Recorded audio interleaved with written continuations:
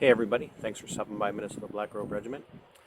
Make sure that you are subscribed, checking out the bell icon down there to get notifications. Like, comment, and share. That's all I ask. So a couple of days ago I did a video about Governor Tim Walz of the People's State of Marxisota giving a timeline to lift restrictions. Yesterday I did a video talking about all the pressure we're getting to get the COOF jab and the incentives, the $1 million lottery down in Ohio, the different restaurants offering free beer and free food if you can prove that you've had the COOF jab. And while I was making that video and putting it out last night, Governor Walz announced that he was effective today. Today is May 14th, 2021. Governor Walz announced that he was lifting the restrictions on mask wearing for people who are vaccinated. Now, he didn't say how he was going to enforce this. He didn't say how he was going to ascertain whether or not people had been vaccinated. He's just saying, look, if you're fully vaccinated, you don't have to wear a mask when you go indoors anymore. Now, he's leaving it up to individual municipalities and jurisdictions, and he's leaving it up to individual businesses. Now, I won't comment on whether or not individual municipalities, cities, towns, whatever, have the legal or constitutional authority to do such a thing as keep a mask mandate in place. If I oppose it from the governor, I certainly am going to oppose it from local elected servants as well. I think there's a lot of constitutional questions that can be raised about whether or not that's valid. And by the way, I'm wearing my Every Knee Shall Bow shirt, if you haven't seen one of these yet. It's got nothing to do with kneeling at football games. It's got everything to do with kneeling before the conquering King Christ, by the way. So anyway, what I am going to comment on briefly in this is whether or not businesses have the right or the authority to require people to wear masks. I've had people compare it to the same as requiring shirts and shoes to enter a business. Now, to some degree, there might be a correlation there. I don't necessarily see it that way, but that being said,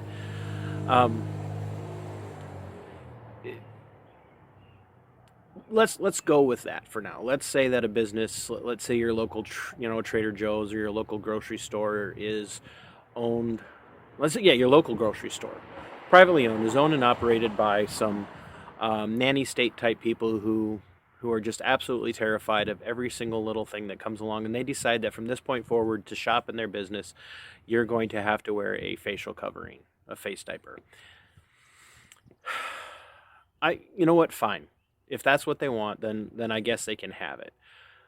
Now, you also don't have to shop there, right? You can go to a place that doesn't require it. And now, let's say you've got a major corporation like Walmart, which is now talking about enforcing COOF jab passports to be able to shop in their stores. That starts to raise some of the same questions. If a small privately owned business really wants to enforce that, it should be up to them. It should be up to them. They run the risk of either alienating people and losing the business of those people, or getting more business from people who are like-minded, which is really ultimately the way a free market society should work. I should be able to determine who I'm going to shop with, where I'm going to shop, where I'm going to do business, and why I will do business there and why I won't. To me, it's no different than a Christian business, let's just say, especially like a Christian bakery or a Christian-owned bookstore, saying we're not going to employ people who disparage Christianity, or we believe, let's say in the case of a Christian-owned bookstore, we're not going to hire people who are openly homosexual because we believe it flies in the face of biblical values. They should be able to do that. They should absolutely be able to do that. And I don't think a Muslim business should be required to hire Christians, or an atheist bookstore or something like that shouldn't be required to hire Christians or Muslims. and so on and so forth. Nor do I think that a gay-owned bakery should be forced to hire or required to hire Christians who oppose their lifestyle. We have the right to assemble with, we have a right to associate with whoever we want and whoever we don't want to associate with. And a business should be able to determine for itself whether or not they're going to require, within reason, people to wear facial coverings even after the governor lifts his mandate. Now, that little aside, I want to talk a little bit now about how are we going to enforce this, right? How are we going to see the People's State of Marxisota enforce masks for people who do not have the vaccination? And how are they going to handle that with the private businesses? Because as of today, the governor's mandate's lifted. And there hasn't been, and there isn't really a lot of talk about what it's going to look like to enforce this, who's going to enforce it, how it's going to work. And who do you want to put in charge of that? Much as we've seen for the last year, the governor has kind of left it in the hands of the business owners to become enforcement arms of the state. And as my friend Catherine Henry from Michigan said, is once the government entity or a governor or somebody like that makes a private business an enforcement arm of the state, there is a very good argument to be made that then they're subject to the same constitutional realities and requirements that the government is. So how are we going to handle this, Tyrant Timmy? Who are you going to put in charge of asking every person before they enter the store or the business or whatever it might be, you can't come in here without a mask on if you can't prove that you have had the coof jab? What's that going to look like? And I'll say this. Keep in mind, these are my opinions.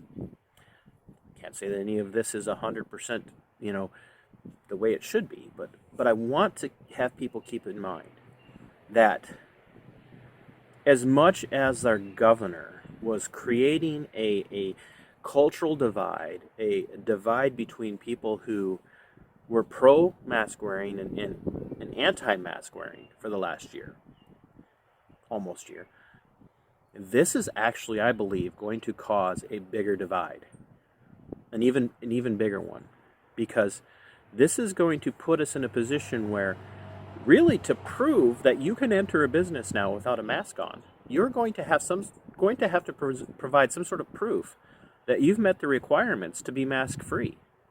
And as I've said in other videos, that is creating a second-class citizenry. Like, you can get upset with me if you want, but when I start to make comparisons to the policies of Nazi Germany, and yes, me not wanting the vaccine, whether or not I've had the vaccine is nobody's business but mine. But let's say I'm one of those people who chooses to not be vaccinated because I do not trust. If that's me, I do not trust the science on the current vaccine for the coof, the jab and the different things that are in that jab.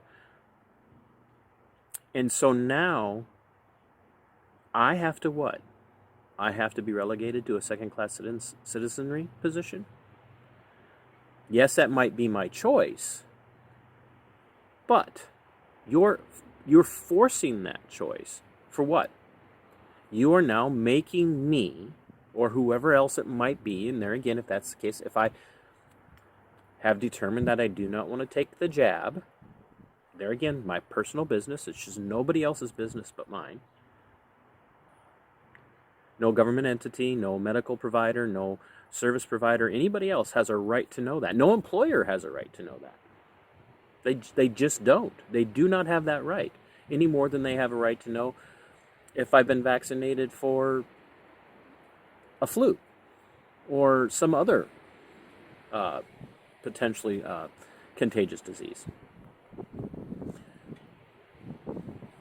You're going to now require me to expose my private information to be able to continue to do business. And you're now going to have to put somebody in that private business in charge of that.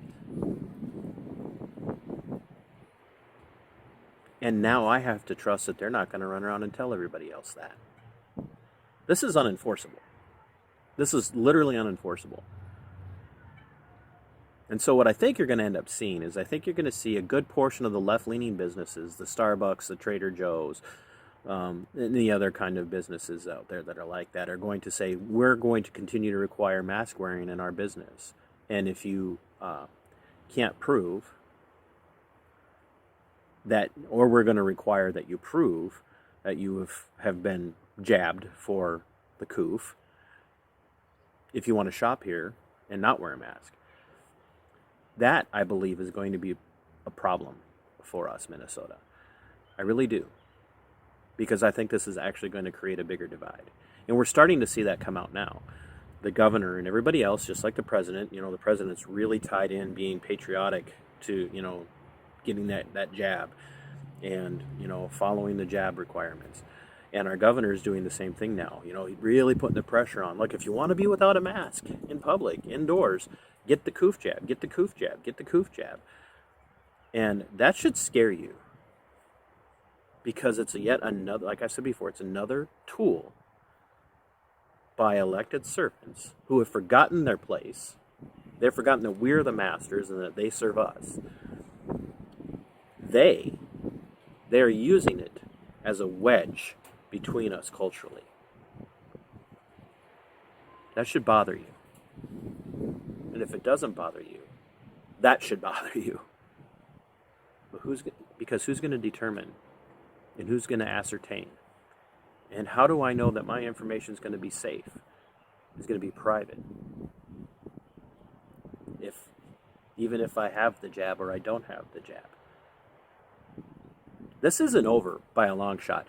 Don't get super excited and think that because the mask restriction has now been lifted, if you've been jabbed for the coof, that our freedoms are coming back. Like I've said in other videos, what they've demonstrated is they can control us and will do whatever they want at the drop of a hat, snap of their fingers, as long as they promise to keep us safe. So I want you guys to think about this. Rain's getting ready to come in for us. I haven't had any rain for a few weeks here in my neck of the woods, and my newly seeded front boulevard and whatnot could use it. So make sure, once again, that you comment, like, and share this, and please give me your feedback where you think I'm wrong, if you think I'm full of baloney, and remember, every knee shall bow. So until next time, don't forget our freedoms are still under assault. Don't get lax. Keep fighting. And remember, sic semper tyrannis.